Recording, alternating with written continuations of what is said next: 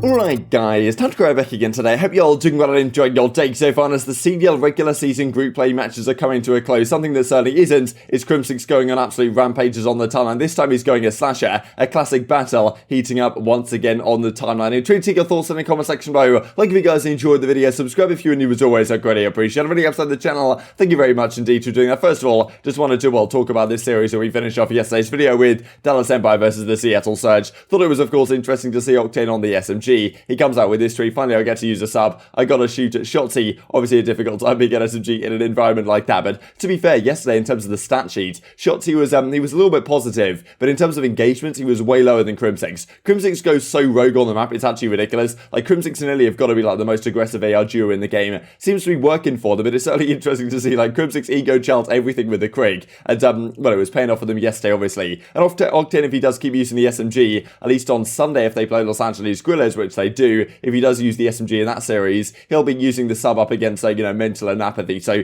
maybe a slightly easier time. But I did think this was kind of interesting, but as Joey Dubs, he said 0.51 Rokkr, that was of course Octane's KT in the series. Yesterday you picked me, Raid, you need to face your trials and tribulations, play Respawn tomorrow, so you can set the record for the lowest KT. The lowest KT, I'm pretty sure, was like a 0.43 or something, maybe it was by Envoy up against Atlanta FaZe, because Atlanta FaZe do that to a lot of players so far this season, just relegate them to a very difficult performance. But, well, Joey Dubs, he says here, we play Sunday, mate, get your head in the game. It's not too late, says Octane, and well, you discuss me. Now, I'm like, they're kind of just, laughing at the situation, right? And understandably so, they're in a tough spot. But, if I was Seattle Surge management or whatever, and I've paid $25 million to just see these two guys clouding around at the timeline and, like, using SMGs in matches and stuff, which, obviously not Octane's best role, then, maybe they tried it and they thought it would work, and maybe it will work if they have more time on it up against Los Angeles Guerrillas or something. But, obviously, at this point, they're out of the running for the World Championships, and it's just funny to me that the fact that like they paid $25 million and 2 years in a row they completely revamped their team and still they end up bottom of the league. It's pretty tragic. I imagine they're going to gut this entire team next season and probably take a completely different route for how they decide to structure their squad going forwards. And I thought this is kind of funny as well. I saw a few days ago now from Roderick Con on the timeline that was kind of relevant here. Sure, people are better SMG players, tall people are better AR players. Octane's pretty tall, so yeah, kind of makes sense why he was struggling in that SMG role. Doesn't always hold up. Like, I'm pretty sure Havoc is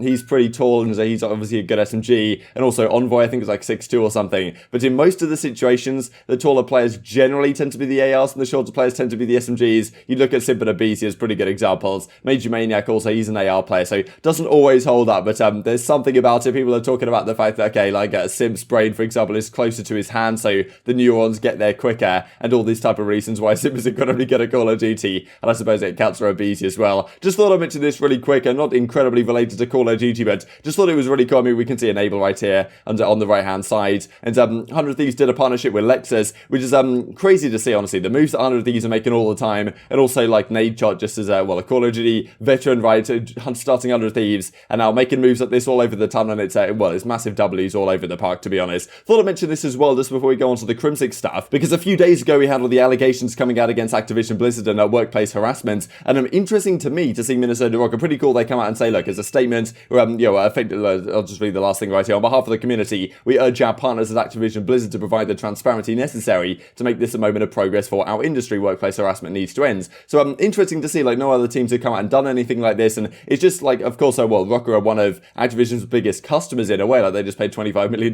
for a franchise spot, and one of these teams coming out against Activision Blizzard in this way and asking for some more transparency and, infuriating and disappointing as they do suggest, is certainly a storyline and a bit of friction to keep your eyes on going forwards. Let's talk about this then from Crimsix. The old COD game engine absolutely sucks. This is 60Hz dedicated server, and I am on 40 ping. So Crim is not very well. He doesn't think this game is particularly good. He said it a few times. This game sucks. He much prefers the Modern Warfare engine they used to play on. He reckons that this game engine is absolutely awful, and that's kind of what we're using this year, I suppose. And he's saying, look, 60Hz dedicated server, that's what we're playing on for practice. He's on 40 ping, should be pretty good, and then getting absolutely destroyed like this. I'll share this for you guys. I guess we can see it right here as well. Okay, here we are on Moscow on P2 trying to break in. Crimsix is 9 and 12. He's trying to have a gunfight up here against Neptune, playing the Florida Mutineers guys.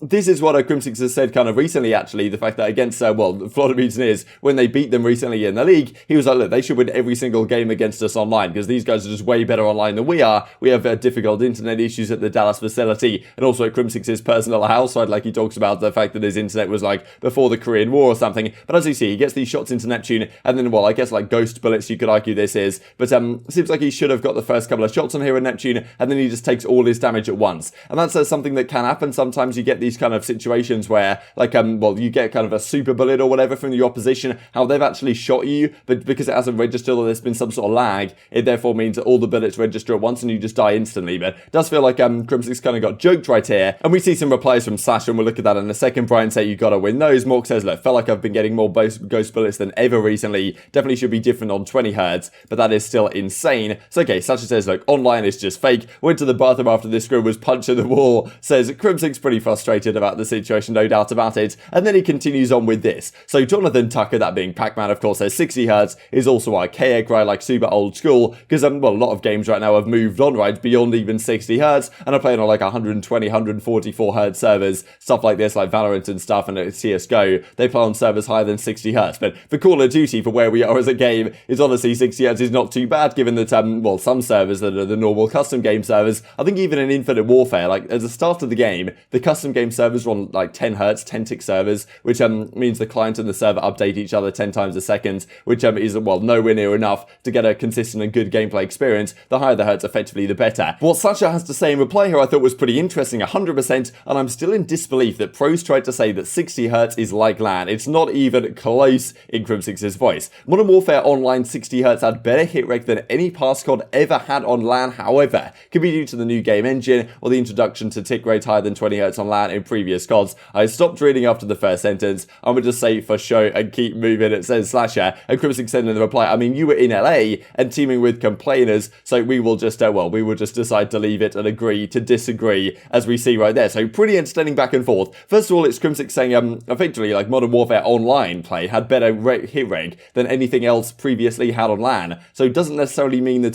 that system was better than LAN, but certainly saying that it's at least comparable to some degree. SlasheR, of course, completely disagrees. He was based out in Los Angeles last season in California, having a difficult time with the servers, and well, as you can see right here, their entire team was having a very frustrating time. Talking about teaming with complainers, of course, on the OpTic game in Los Angeles squad, as it was of Dashy at the start of the season, TJHaLy, Kenny, Jacob as it was at the start, then they brought in Chino for a time, then they swapped a lot of people out and brought in Drazah and Hollow towards the end of the season, and of course SlasheR was on that team the entire season long. So definitely an entertaining back and forth. I did think it was kind of funny in light of this, right? The fact that, of course, Dallas Empire won the World Championship last year online. So, you know, it's understandable that Crimsix wants to kind of talk about how the fact that the online situation last year was better than it has ever been before, it maybe will continue to be in future years, so that what people could describe as a Mickey Mouse ring doesn't quite get that reputation, right? That may be somewhat what Crimsix is thinking about here, but maybe not at all, and he fully believes what he's saying, but, well, SlasheR certainly does not seem to agree along those lines. Pretty entertaining back and forth, no doubt about it. Let's talk about this then, right? Because we talked yesterday about these gentlemen's agreements potentially going out the window. Of course, we've got this big one coming up in just a couple of days, Los Angeles Guerrillas versus Seattle Surge. It has been a bit of a rivalry, to be fair, the last couple of seasons. I wouldn't exactly call it a massive rivalry. It's still going to get 20k viewers, but, you know, at the end of the day, people talking about, like, oh, they throw GAs out the window. Nothing really matters for these two teams at this point. They're pretty much chalked. It's final game of the season. So let's do something a little bit fun. At least pull out some snipers or something in Search and Destroy. Like, I mean, it's allowed. Come on. We'd love to see it. Silly's like, look, nobody's doing that. Come on, don't be ridiculous. But Prestinni on the Seattle Surge side, yeah, okay, speak for yourself, mate. You're actually going to be pulling out something or other. Of course, maybe he's joking here, but still, we'll have to see. Maybe Octane will pull out a sniper or something. I think we'd certainly love to see that one. This I thought was cool as well. They're bringing in a look at my bank account calling card. You guys might remember that, the classic moment with Miracles. And yeah, I guess they've just kind of like straight up just taken this, right? I think people were saying in the reply, like, you know, he needs to get some royalties for something like this from what a iconic statement this was. But it would be kind of cool to see if we get new things like that. Like,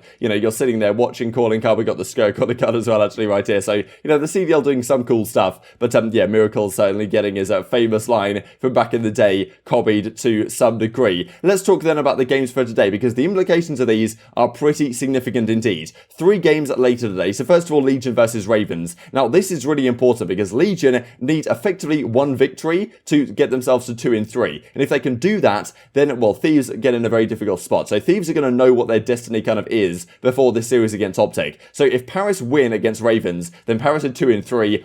And if Thieves lose to OpTic, they'll be 2 and 3 as well, and they will lose the tiebreaker, to the point where they don't make the winners bracket for the major, which obviously is a massive deal. So Thieves will effectively have to beat OpTic. If they beat OpTic, they're okay. But if Legion beat Ravens and then, well, Thieves lose, then all of a sudden Thieves are in the losers bracket for the major, and very likely going to be also in the losers bracket for the World Championship, which is not where they want to be. So this first series between Paris and London is pretty important. And well, then of course the last series, OpTic versus Thieves, that's going to be interesting to see. OpTic have locked up the #1 seed regardless, but always exciting to see these two teams do battle. And then you've got Rokkr versus Mutineers. This is actually a really important matchup for the 6th seed of the World Championship, right? Because, well, one of these teams, currently Rokkr has it in the standings, but if Mutineers could win this match, they get within touching distance of getting that 6th seed for the World Championships, and then really all they have to do is have a great performance at the major, and then effectively, like Mutineers, if they win this series, they have it in their own hands, in the sense that, okay, I think they'll be within 10 points of Rokkr, and then if they just win the major, in theory, then they can actually ensure that they get that 6th seed for the World Championship and start in the winners bracket,